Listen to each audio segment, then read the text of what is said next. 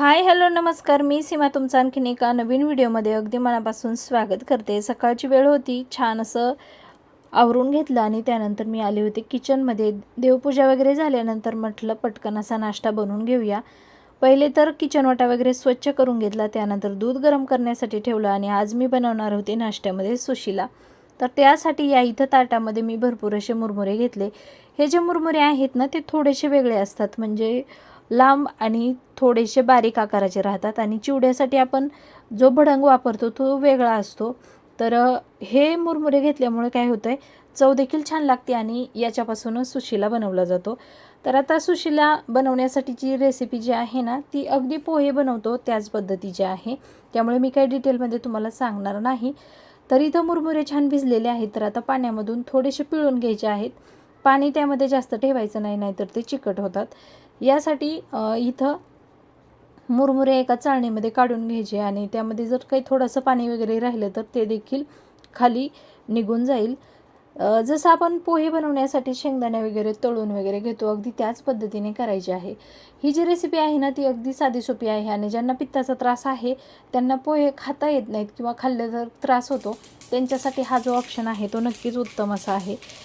तर इथं आज मी सकाळी सकाळी म्हटलं छान असा वेगळा काहीतरी नाश्ता बनवूया, म्हणूनच सुशिला बनवायला घेतलेला होता आणि रेसिपीला तर सुरुवात केलेलीच होती। आहो आणि पिल्लू बाहेर गेले, ते येईपर्यंत नाश्ता वगैरे बनवून रेडी करायचा होता आणि आज आम्हाला जायचं होतं बाहेर दुपारच्या वेळामध्ये आणि मी जी काही रात्रीचा भाजीपाला वगैरे आणून ठेवलेला होता तो देखील स्वच्छ करून घ्यायचा होता। बरीचशी कामं होती, घरातील साफसफाई असेल, कपडे भांडे हे ज्या काही गोष्टी आहेत त्या पटापट आवरून घ्यायच्या होत्या आणि त्यानंतर आम्हाला जायचं होतं बाहेर।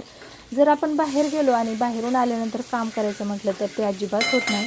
त्यासाठी आपल्याला जर कुठं जायचं असेल तर त्या अगोदरच आपली घरातली कामं आवरून घेतलेली कधीही चांगली। तर छान असा इथं आता सुशिला बनवून घेतलेला आहे आणि शेवटी त्यामध्ये भरपूर अशी कोथिंबीर टाकली, व्यवस्थित मिक्स करून घ्यायचं आणि थोड्या वेळासाठी ते छान असं परतून घ्यायचं। त्याला कलर इतका छान आलेला होता, परंतु मोबाईलची माझ्या सेटिंग काहीतरी चेंज झाली, त्यामुळे कॅमेरामध्ये थोडासा डिफरंट दिसतोय। आणि शेवटी त्यामध्ये आता इथं शेंगदाणे टाकून घेतलेले आहेत आणि मस्त असा आपला नाश्ता देखील रेडी आहे। हा जो नाश्ता आहे तो झटपट बनतो आणि खायला देखील तितकाच टेस्टी लागतो, त्याचबरोबर आपल्याला पचायला देखील सोपा आहे। त्यासाठी कधी कधी मी बनवते, जास्त काही वेळेस बनवत नाही। हा जो आहे तो मराठवाड्यामध्ये जास्त प्रमाणामध्ये बनवला जातो पदार्थ, परंतु आहोंना एकदा त्यांनी कुठेतरी खाल्लेला आणि त्यांना आवडला, तेव्हापासून मी देखील कधी कधी बनवत असते।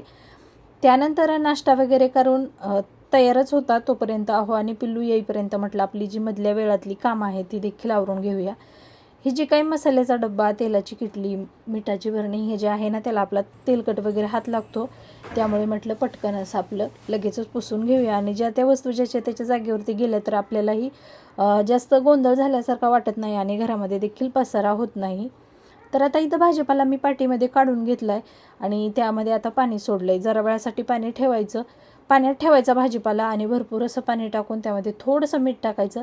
तुम्हाला जर मीठ नसेल टाकायचं तर तुम्ही व्हिनेगर देखील टाकू शकता। माझ्याकडं खडा मीठ नाही, त्यामुळे मी आपलं साधं मीठ टाकून घेतलेलं आहे आणि त्यानंतर पालेभाज्यामध्ये इथं मेथी होती, ती देखील निवडून ठेवलेली होती आणि कोथिंबीर राहिली होती बाकी। तर कोथिंबीर आणि कढीपत्ता व्यवस्थित स्टोअर करून ठेवण्यासाठी इथं मी व्यवस्थित निवडून ठेवते। थोडंसं जर आपलं दुर्लक्ष झालं तर उन्हाळ्यामध्ये भाज्या लगेचच खराब होतात। तर आता इथं डब्यामध्ये मी टिश्यू पेपर टाकला आहे आणि त्यामध्ये छान अशी कोथिंबीर आता निवडून व्यवस्थित करून ठेवते। त्यानंतर कढीपत्त्याची एक ट्रिक मी तुम्हाला आज सांगते। मी या अगोदर देखील तुम्हाला सांगितलं होतं की काचेच्या बरणीमध्ये कढीपत्ता ठेवला तर तो छान राहतो, त्यामध्ये नक्कीच राहतो, परंतु आपण जर कढीपत्ता धुवून ठेवला तर अगदी काही दिवसातच तो काळा पडतो। आता त्यानंतर मी बरेच दिवसापासून हे जे कंटेनर घेतलेले आहेत ना, तेव्हापासून कढीपत्त्याच्या ज्या काड्या आहेत ना त्याच्यासह मी तसाच कढीपत्ता ठेवते न धुता। इतका छान राहतोय, तुम्हाला खरंच विश्वास देखील बसणार नाही। 15 दिवस जरी झाले तरी कढीपत्ता जसा आहे तसाच राहतो। ही ट्रिक तुम्ही नक्की फॉलो करा आणि झटपट अशी मी इथं तयारी करून घेते। साईड बाय साईड माझी कामं चालूच होती, त्याचबरोबर आहो आणि पिल्लू देखील आलेले होते। आता आम्ही सर्वांनी नाश्ता वगैरे करून घेतला आणि त्यानंतर लगेचच मी भांडे वगैरे स्वच्छ करून मला किचन ओटा देखील लगेचच क्लीन करून ठेवायचा होता, जेणेकरून आल्यानंतर फक्त दूध गरम करायचं आणि आपली घरातली जी काही कामं आहेत म्हणजे पुढची व्हिडिओची वगैरे असतील ते करायचे। तर आजचा ब्लॉग असा होता, कसा वाटला ते नक्की सांगा।